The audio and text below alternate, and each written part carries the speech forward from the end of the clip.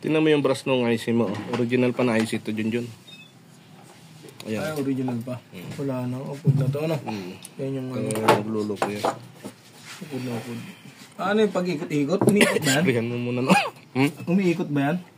Oo. Ito yung pinakakumakapit. Yun ang buo yung rotor dito. dyan. Yun buo yung rotor. Buo yun. Testing na lang ulit. Dali. Bilang yan mo lang para malinis.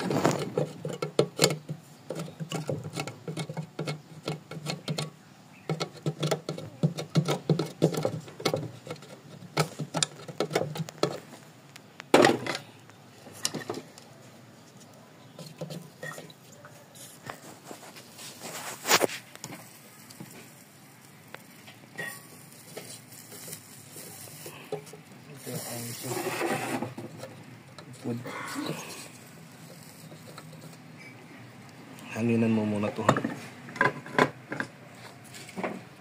Hanginan mo muna to. Okay.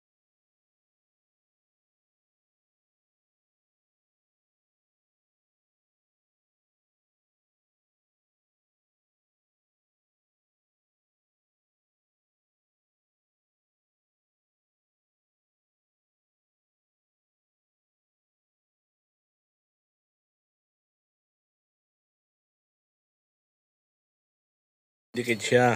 Nakauna yan, kumbaga, 9 volts ang laman ng baterya. Ano mo nga, start mo nga. Walang ayaw kumarga dyan. Ayaw 14, pero ayaw bumitaw naman. Sige nga uli.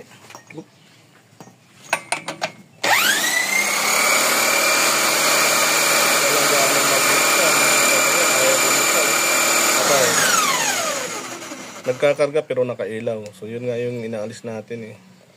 Ulitin mo ulit. Dapat mamamatay ka. Oo, dapat mamamatay. So may problema pa rin dito. Dapat mamamatay. So mayroon pa tayo isa ikakabit yun.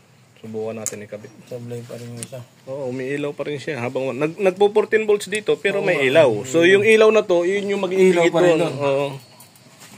Ayun pa. So ayan na. 7 volts na lang yung baterya natin. Mahina na yung baterya natin. Sige nga.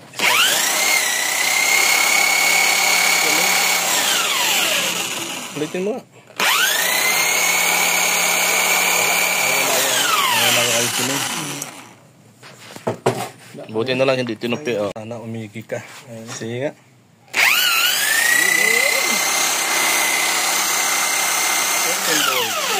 Oo, namamatay na. On. Yung brush lang pala yung ano, no? Kaso nga, okay na yun. Yung brush lang palang... Diyan, tanungin mo naman. Meron? Oo, nakailaw. Nakailaw. Sige, start mo nga. Bago te. Nawala.